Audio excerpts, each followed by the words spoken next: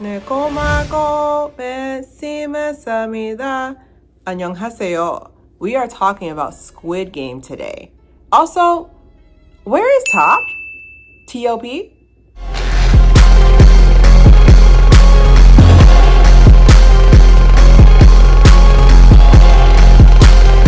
Alright, welcome to another episode of Clear Hair. If the Korean's off, get me right in the comments. You know I love learning new languages. Honestly, I'm just going to be reviewing episode 1 today and then my overall feel for how the season is going to go. Also, thank you guys so much for your support. I was in my feelings last week, but I did vlog once and the total views was 20 views. Okay. But I'm so glad to be back. We are wrapping up the year. I'm so excited for 2025. I know there's a lot of people thinking that this year's gonna be. I was like, we don't think like that, okay? Let's talk about Squid Games. It's been 2 years, 3 years. It's been 2 years, but 3 years since the last episode. So we're gonna do the wrap. We're going to be doing a recap. So as you guys know, Squid Games, the principle behind Squid Games is the fact that people like you play the dokje, and it's basically a game of slaps. Can I say that? It's a game of slaps, and basically he gives you a card and has the Squid Games on it. It's basically a childhood game that for each shape is kind of like it's the shape of a squid. So in conclusion, basically what ends up happening is that he ended up winning the money. So it started off with, I think it was 456 last time, or maybe, I don't know, but he ends up winning the money, the winner of it, but at what cost? His soul, because all those people who passed away for him to win, because there could only be one winner. Even though they say anybody can stop anytime, there could only be one winner. So 2 years after he has the money, which is, I think he said it was 456 billion won, and won is like they move it. I think the math was you put it 3 zeros to the left. So let's say there's $100,000. So that would be $10. So I want to say it'd be $10. Okay, we're gonna have to do the math on that one.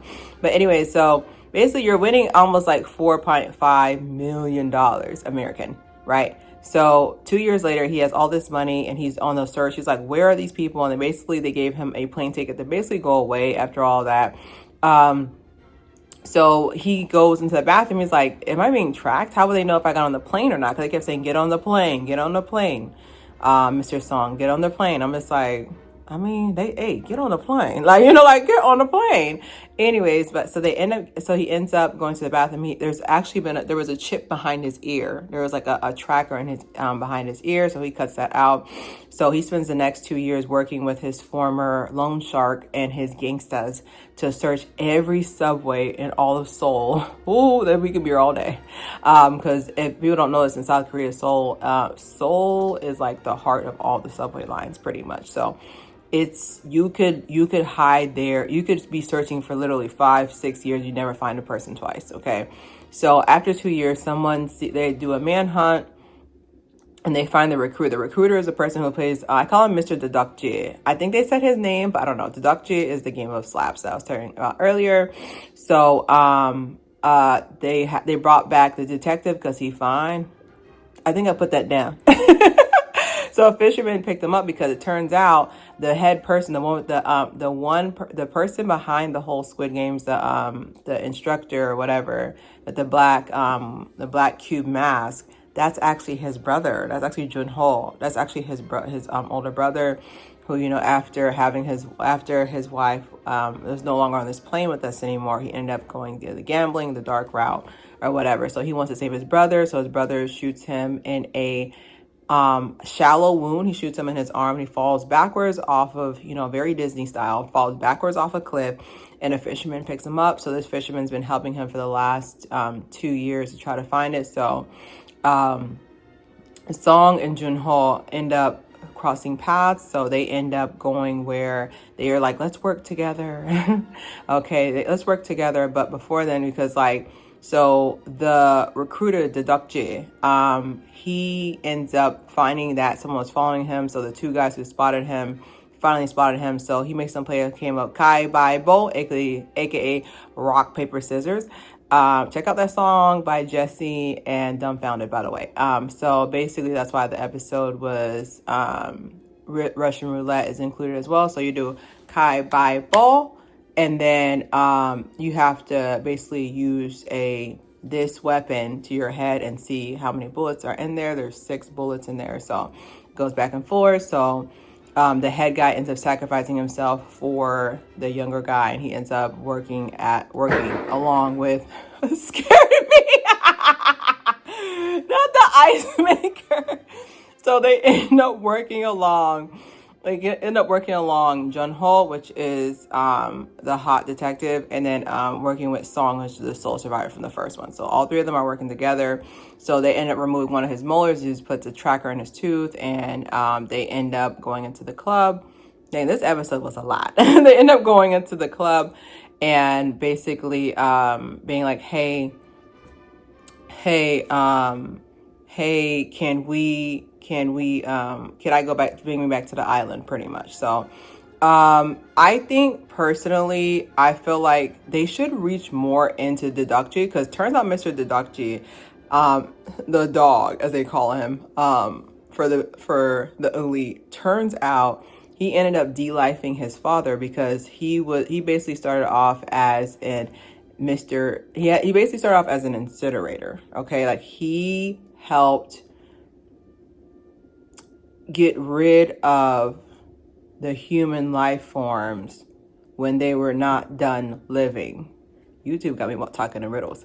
So that's what he was doing during Squid Games. Like whenever someone would, not make it to the next round, he would place them in an incinerator. And afterwards, they finally trusted him enough to promote him to basically be Mr. Dedukji, basically the recruiter to bring more people in so they can play the games. And basically, one day, his father, to pay off debt, was was put in front of him. Of course, they wear masks, and he had to basically de-life his father. And that was the moment that he was like, everybody is useless, including me. So I feel like the psychology behind that, I kind of want to do a breakout video about Mr. Dedukji and his psychology of just how a sociopath works, okay? And the sociopath, I'm not gonna get too deep, but between a sociopath and a psychopath, the sociopath has more of distinctness it's the same distinctness as a serial killer. So serial killer, sociopath, psychopath, okay? Sociopath is what Dedukji is. Dedukji wants to prove. That's why he has this challenge called bread and lottery. So bread or lottery, like he said, do you want a bread sandwich or do you want a lottery ticket? So each time they didn't get the lottery ticket, it doesn't work. And then he started stomping on the bread and said, hey, I'm not doing this, you did this. Okay, so he wants to prove over and over again how flawed humanity is. I think I'm going to break out into another video and do it, because I can go talk about him all day.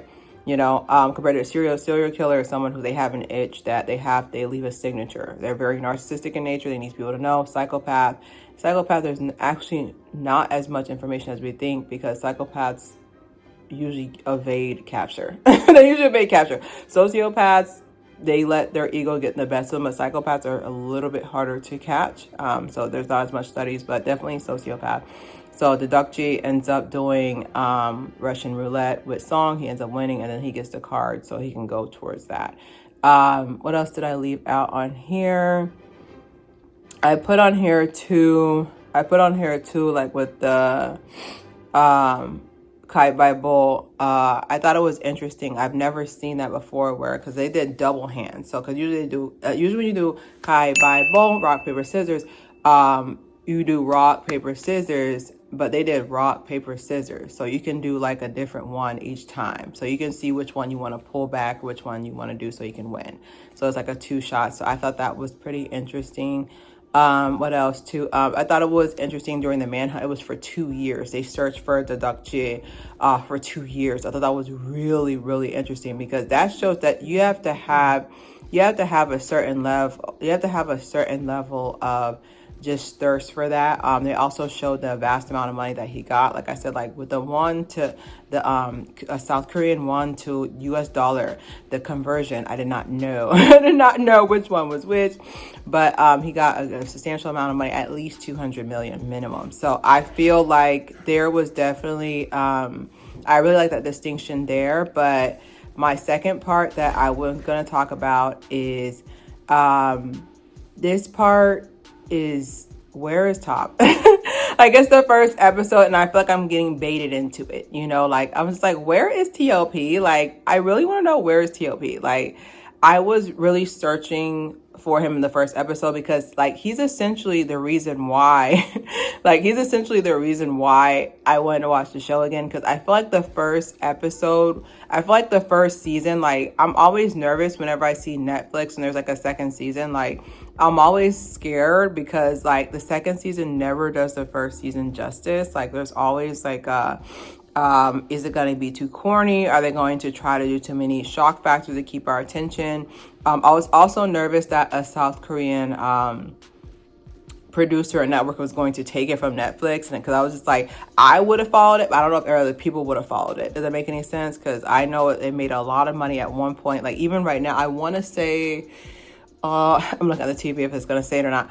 I want to say right now, Netflix #1 show is Squid Games 2. I want to say that, and I can put that on my everything. There is going to be a season 3 in 2025. So, I mean, I like that it's back to back, but I'm also kind of like, you could have just put the episodes together. But this one so far, from what I've seen, I only see 7 episodes. So that's why I don't want to review anymore until I'm for sure we're going to get a full slated episode. My other first reaction to episode 1, he's still fine. I put that down. I wrote that down.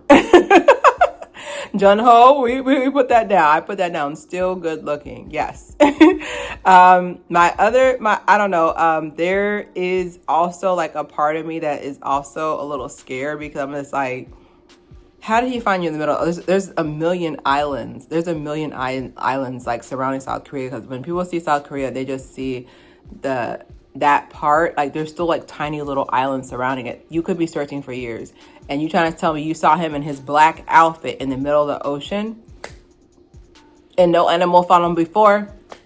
I feel like the fisherman might be in on it. Top,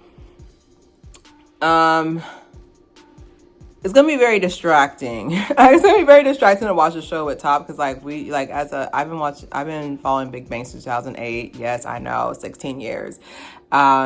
So to see Top on the big screen again, like his film commitment, I still say one of the top South Korean films I've seen after Train to Busan. Definitely, for sure, definitely excited to see him in the upcoming episodes. I want to say like the main actor, Mr. Song, he's going for that Oscar. He's going for that Oscar. He said, I want a second one. Okay. He said, I want a second Oscar. Y'all are playing with me. Like, I feel the emotion. Like, I like that they did the PTSD from the event, because sometimes I feel like when we're watching a show, we're just watching a show in fantasy. We don't think about human emotions attached to it. Because, like, yeah, you are going to have PTSD from seeing literally 300 people get the life minimum. I don't know how many, but you're going to have PTSD from that, and guilt. Like, it's survivor's guilt from a different level, because survival's guilt is when you had nothing to do with this person not being here. Literally every move you make in Squid Games, you're ending somebody's journey. You're ending somebody's journey, essentially. So I like the fact that they did that. Like they took that aspect. I do like the fact that like the iconic, I'm just talking about from the previews, the iconic oh my god, the red light, green light, I like that. Our girl is back. Miss Piggy Tails is back. She's iconic in her own nature. Definitely going to see a lot of action this season. The trailer was really dope. As soon as I saw Top, I was like, oh goodness. But yeah, I'm really excited. I'm also nervous because, like I said, like, why are we splitting it? Like, I don't know who needs to tell Netflix this. Like, thank you for keeping us entertained, you know, as we stay in the house and save money in 2025. But I really need to know why I keep splitting stuff, especially going into another season. Another one, Mr. Deduct-G. I didn't know he was that tall. Also, he also deserves an Oscar nod for a supporting actor, because he's really demented and he's playing exactly like from what we learned in school about psychology. Like, he's exactly what a sociopath is. Like, he fundamentally needs to have his thirst satiated for the fact that human nature is flawed. So don't forget to subscribe, share. It's clear.